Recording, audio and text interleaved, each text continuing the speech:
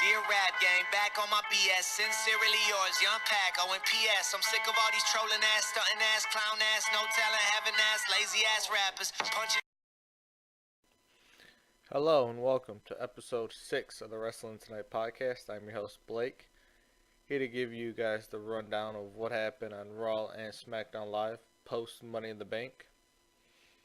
We'll start off with Raw, looking at our Mr. Money in the Bank winner, Brock Lesnar, coming out and gloating to the fans on him coming in, doing nothing, winning the title, not even winning the title yet, but winning Money in the Bank and leaving.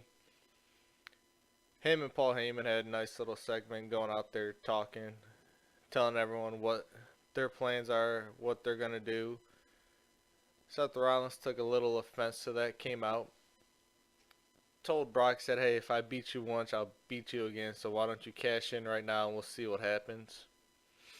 Kofi Kingston surprisingly came out and said, hey, I got to cement my legacy here, so can you please cash in on me so I could beat you and show the world that you're not all that.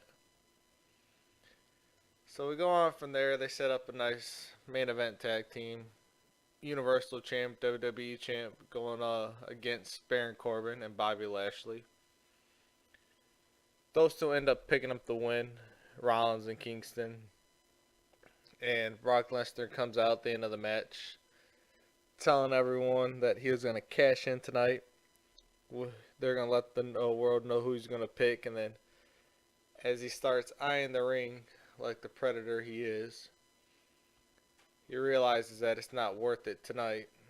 So him and Paul Heyman said they are both going to show up next week on Raw to let the world know who they choose, who they're cashing in on. So moving on from there, we had Braun Strowman versus Sami Zayn. These two have been going at it again for the last couple weeks now. Braun Strowman picks up a big win against Sami Zayn, putting him off. Ricochet and Cesaro put on a real decent match between the two. Ricochet's coming off of the Money in the Bank ladder match. He took some tough falls going through the ladder at one point. Cesaro says, let the kid fight, or he didn't want the kid to fight. He's telling him he's too soft, too weak from the bubble wrap generation. Ricochet took a little offense to that and went out there and fought. Wasn't victorious though, but he did put on a fight, and that was all that matters between them.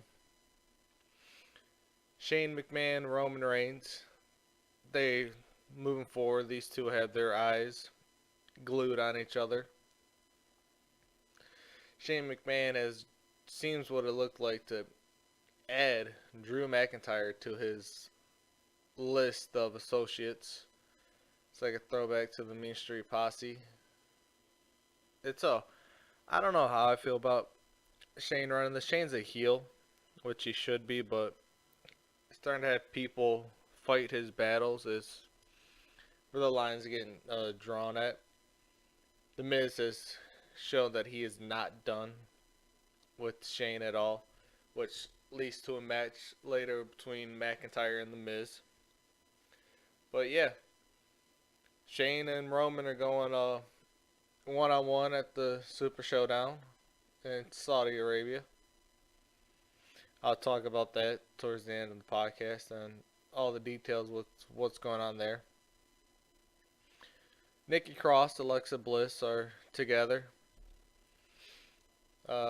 Nikki Cross co-hosts The Moment of Bliss, who's had the Raw Women's Champion Becky Lynch on there, which that quickly got interrupted by the Iconics and Lacey Evans, which sets up a 6-woman tag team match.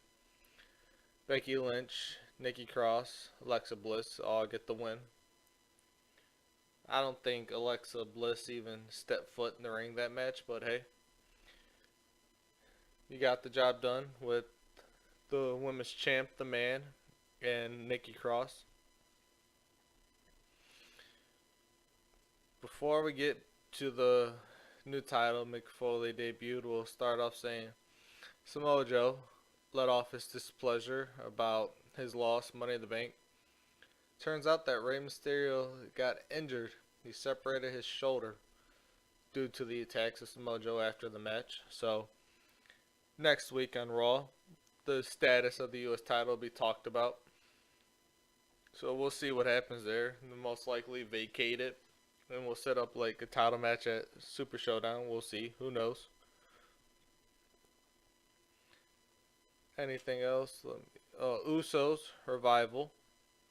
Those two had a real, that's probably match of the night on Raw.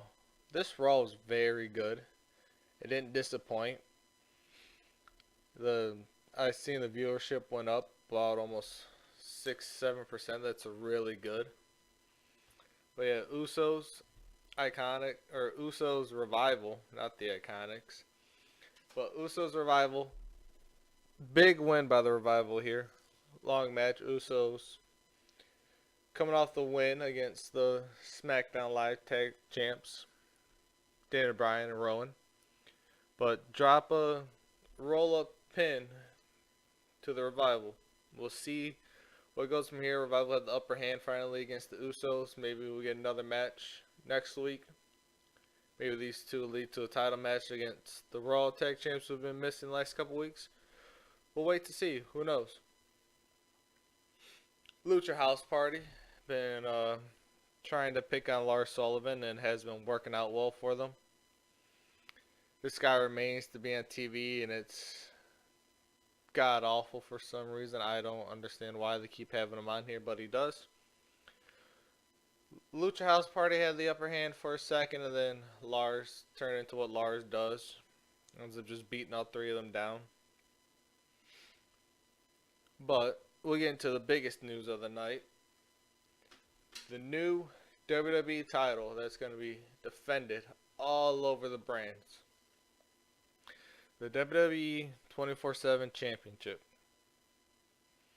A lot has been said about this already. I know a lot of people in the community are very upset, which I don't understand why. This gives a chance for the mid-card, the jobbers, all get a chance to be on TV, make some money, be a champion. It's just like the hardcore title back in the early 2000s. All the names held it. It was a title you defended 24/7, literally 24 hours a day, 7 days a week. If you had a referee, you were able to defend this title. And they really showed that first night on Raw.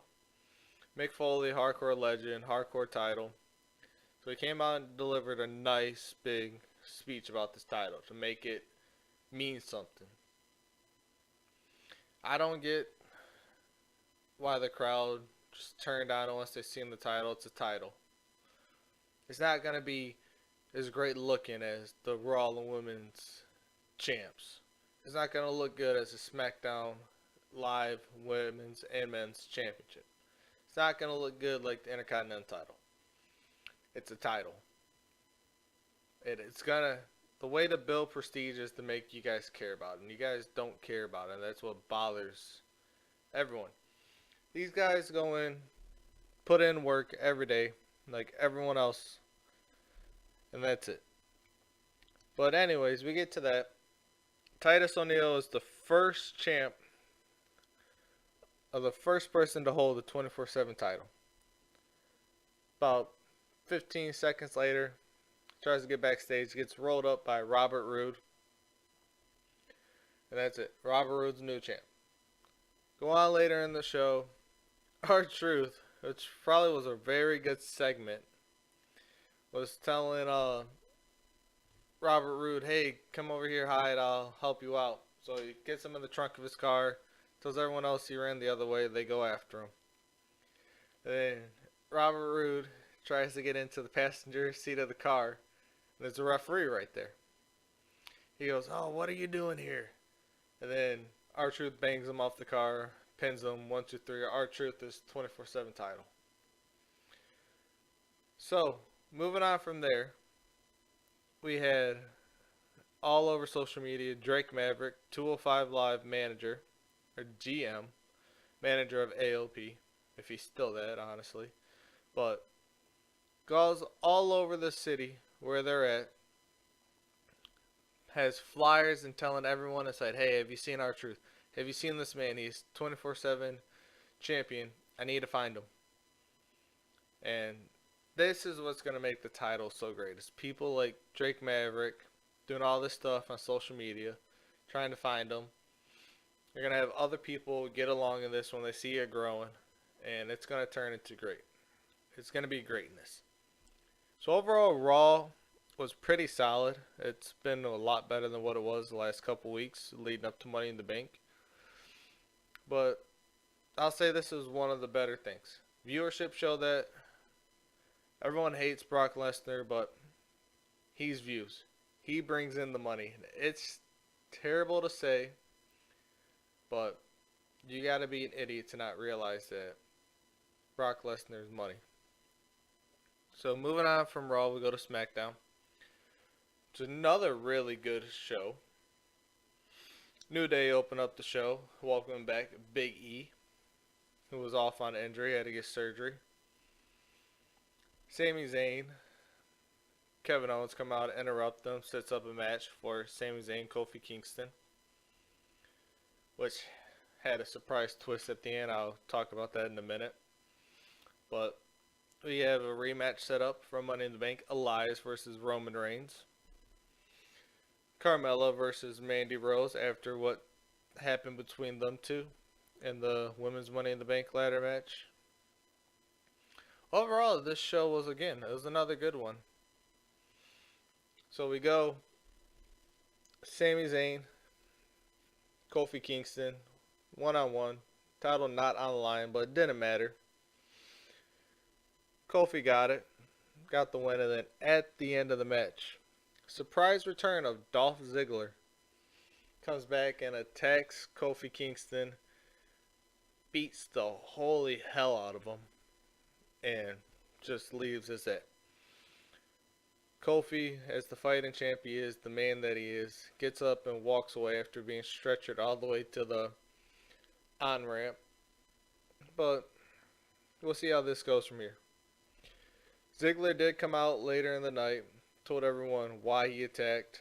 He's saying it should be him instead of Kofi that the crowd loves and cheers.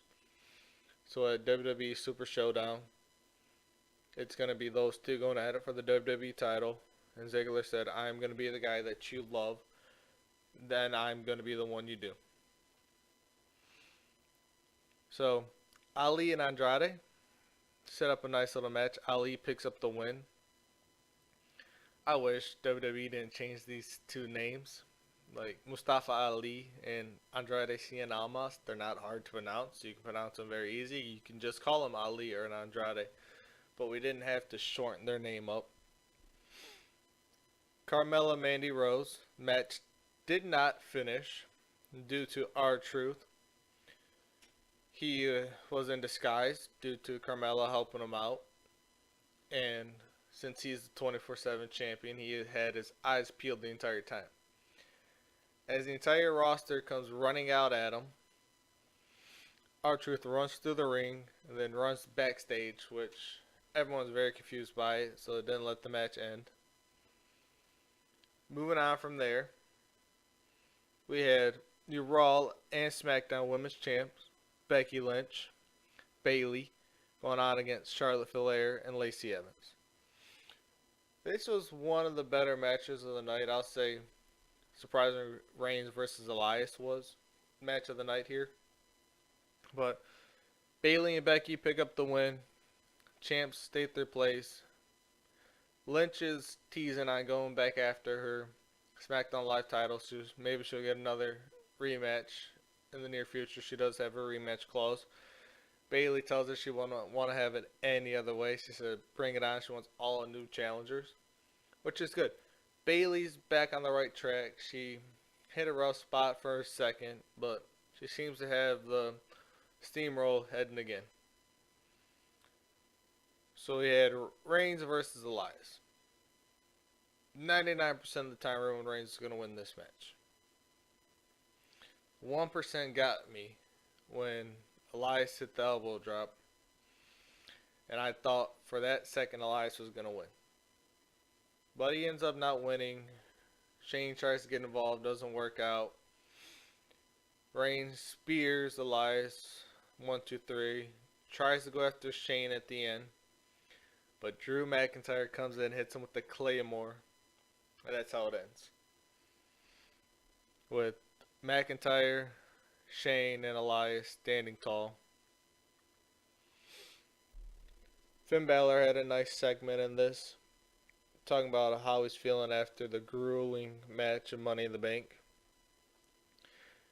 And really, that's the show for SmackDown. We'll wait to see the viewership numbers. I'm going to say they went up too, but we'll wait to find out. Ziggler returning is big for SmackDown Live. New storylines. And their match at Super Showdown. I'll talk about all that in a minute. Superstar of the Week. Something new I wanted to start around here to kind of give something to us. Maybe we'll start fan votes later on. But for this week, I'm picking your new SmackDown Live Women's Champ, Bayley.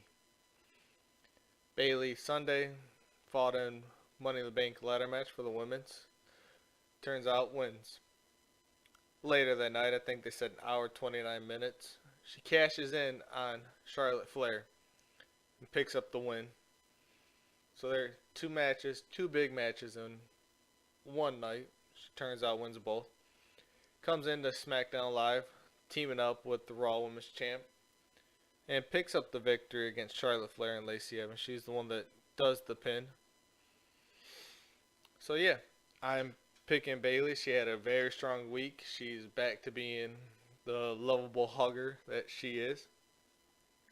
And we'll tune in next week, see if she can defend it, or see someone else takes the throne.